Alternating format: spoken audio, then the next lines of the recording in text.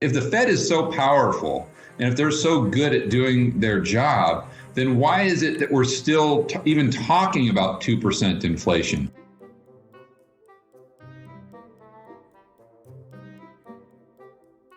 I believe they know they're relatively impotent from a standpoint of having a direct impact on asset prices, which I think is their only game. I think they recognize the economy is built on asset prices or asset bubbles, debt and confidence. And so they have to instill confidence, and it's a game of expectations.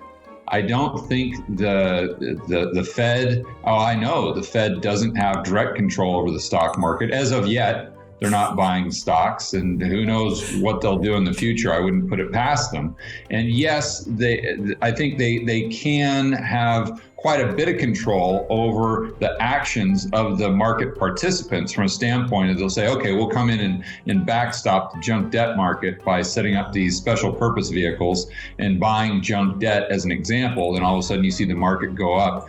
But the Fed didn't buy that much junk debt to correspond directly with how much prices went up. So the market participants had to take an action there. At the end of the day, the Fed can really do one thing, and that's just create bank reserves. So they're dependent upon other people taking an action. Therefore, their game, and I think they understand this well, is all about psychology. It's all about expectations. And if they want to create inflation, they've got to do that by trying to trick the market into thinking that the Fed has all this power, that they're the wizard that's just going to wave this magic wand. The Fed is going to let inflation run hot. Well, Mike, we better go out there and we better get moving. We better buy assets. We better go further out the risk curve. We better buy equities. We better pile into all these things because the Fed is going to create inflation. When they forget that the Fed has been saying this for a decade, 12 years now? And, why is it? If the Fed is so powerful and if they're so good at doing their job, then why is it that we're still even talking about 2% inflation? By this time, we should have been up to 5, 6, 7, 8, 9, 10% inflation. Now, a lot of people would argue that we are, but I'm just talking about, let's just shelf that for a moment. Even measuring inflation through the CPI, the way the government and the Fed measure inflation, we should still be up north of 5% if all of their policies actually worked and if they were so powerful. But the bottom line is they aren't. And I think they know that. And unless they change the Federal Reserve Act or they just completely ignore it, which I think they will moving forward, then we're kind of stuck in this Japanification, whether they like it or not. And so it just goes to show you that they don't know what's going on and they're just completely reactionary. But I think they do know enough to know they don't know what's going on. They know what they don't know. And the only thing they do have control over is just expectations. And they do have the advantage of the media brainwashing us for the last 20, 30 years since Greenspan. Oh, don't worry about it. You got the Fed put. Oh, don't worry about it. Don't fight the Fed.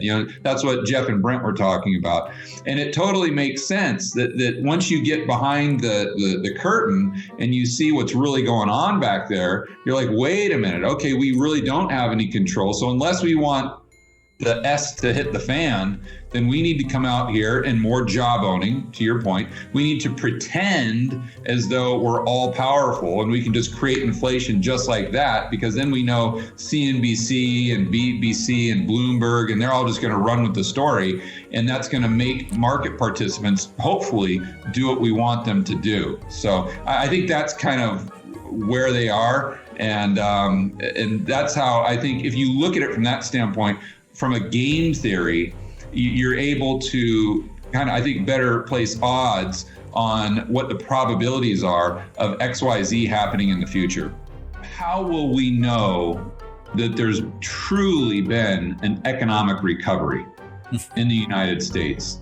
And Jeff's conclusion was that if no one knows the name of the central banker, or no one knows the name of the Fed chair, then you know the economy is doing well, truly doing well. The most important person on the planet, like every single time they talk, like everyone is just in silence, just glued to the TV screen, just trying to decipher every single one of their words and everything that comes out of their mouth. That in and of itself shows you how broken the economy actually is. Because if we had a true free market, a healthy free market economy, it really wouldn't matter what the Fed was doing. I mean, you think that through.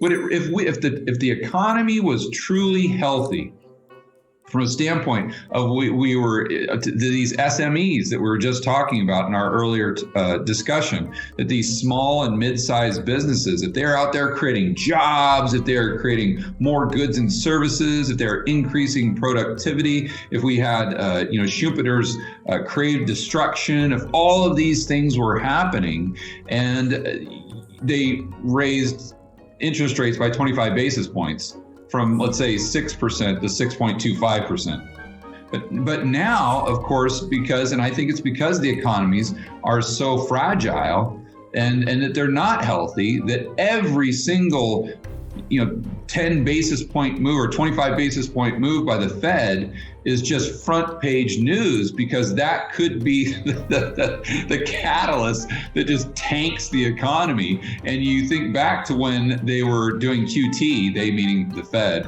and they're trying to unwind their balance sheet, which was supposed to be like paint drying. And all of a sudden, the stock market starts crashing. We start seeing this meltdown everywhere. And they're like, oh, sorry about that. Let's drop interest rates real fast.